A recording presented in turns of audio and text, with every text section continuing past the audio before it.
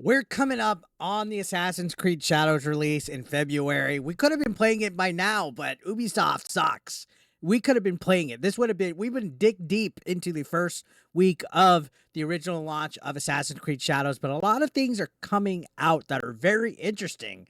The executive producer of the game literally revealed that AAA games need to sell 10 million copies to break even. And I got a spoiler alert for you guys in regards to Assassin's Creed Shadows.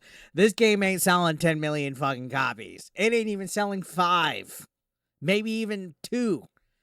Ubisoft's been in dire straits. They had Star Wars Outlaws, a Star Wars game that could barely get 1 million in its first month. And then EA BioWare, Dragon Age Veilguard, struggled to get 1 million as well. Nothing that is woke in this year, in our good Lord 2024, is going to be great and sell fucking 10 million copies if it's woke. All right. So this game is dead on arrival, especially after like a 3-month delay. On top of that, there's rumors of a battle pass and other microtransactions coming on to this. They're fucked. Ubisoft, what are you guys doing, baby? Anyways, let's look at this article. I'm looking at it from the Fandom Pulse. The executive producer is Marc-Alexis Côté. He's the head honcho. We talked about him in the past. He had an interview at XDS 24. Not familiar with what that event is or whatever, but he sat down, took the time, and discussed how video game development costs are increasing year after year. And we've talked about this. It's like they're going neck and neck with Hollywood at this point. Concord, Firewalk Studios, allegedly has lost them $400 million. How is that even humanly possible? How is a video game costing $400 million to develop?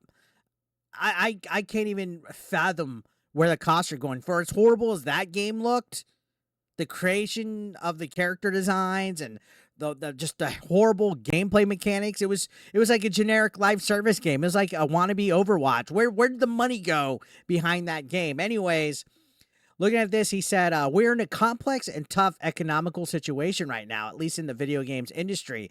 We've all seen our costs rising, our profits shrinking. In a way, there's a lot of very, very intense competition, but the cost of building games has probably increased tenfold since the first Assassin's Creed and the one that's coming out this year. Both cost, complexity, amount of people has probably risen by a factor of 10. And I touched on that very briefly when I was talking about how these companies just have these big budgets, but a big problem is how they're spending it too. And guess what? A major chunk of money from these video game development studios are going towards DEI companies, DEI efforts, and everything but actually making the fucking game.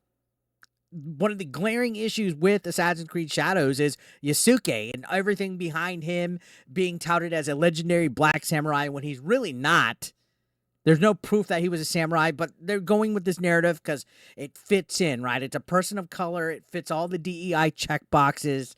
They got to do it. And in spite of that, they also have other problems like making collectibles that are one-legged Tories that are literally the fucking nuclear bomb fucking gate that's in real life. There was no such thing as a one-legged Tory except the one, I think that was Nagasaki. And then on top of that, there was Japanese reenactment flags. There was trees and stuff in the wrong seasons, Chinese architecture in the game, you name it. They could not do anything right with this game at all. And it seems like even just pushing it back 3 months cost them, I think the rumor was $20 million extra just to push it 3 months. This game is not in any form or fashion going to be getting its money back. They might as well have just taken that money, threw it in a dumpster, and lit it on fucking fire and then wiped their ass with it because they're not making their money back. They're not selling 10 million copies of this game. And this isn't me just trying to be a rage bait grifter, gleeing that, oh, I'm being spiteful or whatever. No, it's fucking facts, all right? And that's how business works. Ubisoft's in fucking trouble, guys. They're in trouble. Anyways, this goes on to say, Côté, or whatever his fucking last name says, when you look at who succeeds, at least in the AAA space, so what I'm going to say applies to like mostly premium games, more traditional kind of AAA games. You have 10 games in any given year that will sell about 10 million copies. I don't even know if any game that was remotely woke even sold more than 5. Look at the Sweet Baby Inc. client list itself, Suicide Squad, right? Barely fucking sold anything. In fact, that's the one that kicked all this Gamergate bullshit off. And now it's $5 a pop. And then let's even look at other. You know what? Let's even take the woke out. Let's look at Ubisoft sales as a whole. I don't even think I can't recall the last time an Ubisoft game sold 10 million copies. Can you? At least over a decade ago, right? Correct me if I'm wrong, but I think Prince of Persia, the new one that came out, didn't even sell like 5 million copies. Star Wars Outlaws didn't sell 5 million. Assassin's Creed Shadows not going to sell 5 million. It's a mess. And these guys are just spending money instead of doing the best they can with at least trying to make a profit, right? So then Cote says the reason I'm quoting the 10 million copies kind of mark is from what I've seen and how I've seen cost of competitors and everybody. Everything leaks in our industry. So you have privileged information on where the competition's going. But mostly I estimate that 10 million copies, give or take 2 million copies, is mostly what you need to break even. But you have only 10 games that breach that every year. Is this Cope? Is this Cope? Is this Cope? Is he admitting, hey, is this like prepping us, letting us down easy for the imminent failure that this game's going to have? Because we know it's going to fail, and then they're going to blame gamers, and then all the journalists that are actually activists, they're going to blame us rage bait grifters for this game failing. It's already happening.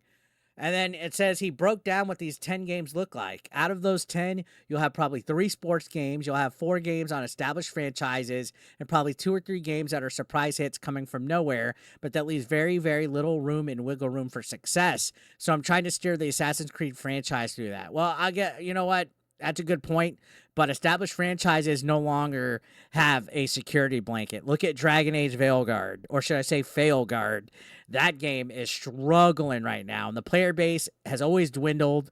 It didn't even reach the potential that it probably cost to make that game. And I'd venture to say Assassin's Creed Shadows probably cost more than what Dragon Age Veilguard does budget-wise. So if Dragon Age Veilguard is fucking floundering, woo, we can expect Assassin's Creed Shadows to literally be drowning in deep water.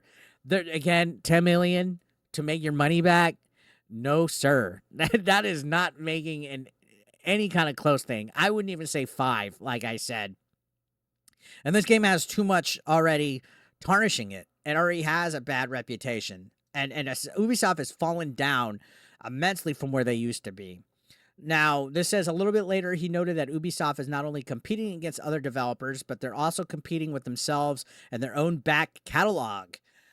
And he said, when you come out with an Assassin's Creed game, you're not only competing against a competition, you're competing against your own back catalog, right? So if you released a hit game like Assassin's Creed Odyssey and you come out with a new game, but your old game is 6 years old now, still looks pretty good. It's scaled well, technology speaking, with new consoles. We released patches to make it run at 4K, but you can have it for $20, so the $80 game that I come out with better be very, very good. Yeah, this is definite cope, guys.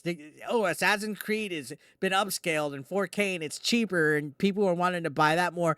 Look, all right, there's no excuse. There's nothing you could say to avoid the imminent failure that this game's going to be. I'm still going to check it out because I like the shit show. I will check it out. I checked out Star Wars Outlaws.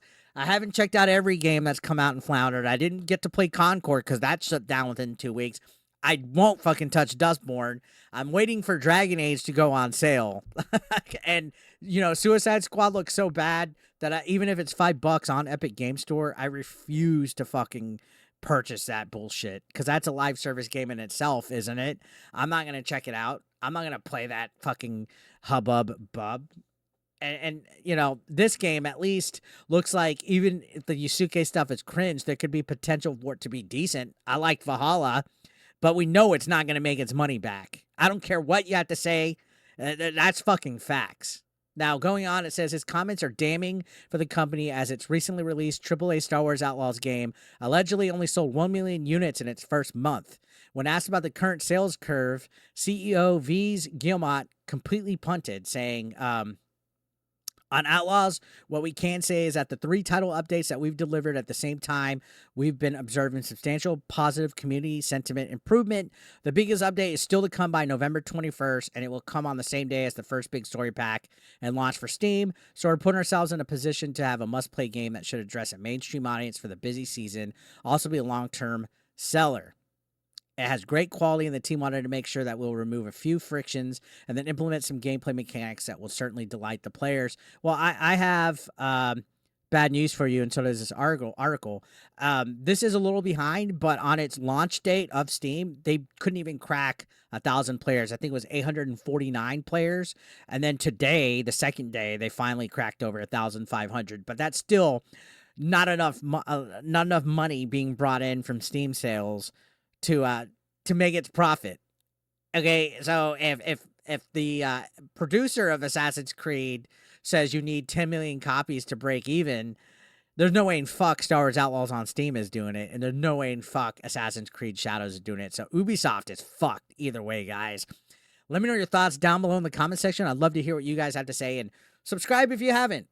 Join the AB Nation. I'd love and appreciate it if you guys hit that sub button. So I'll see you on the next one.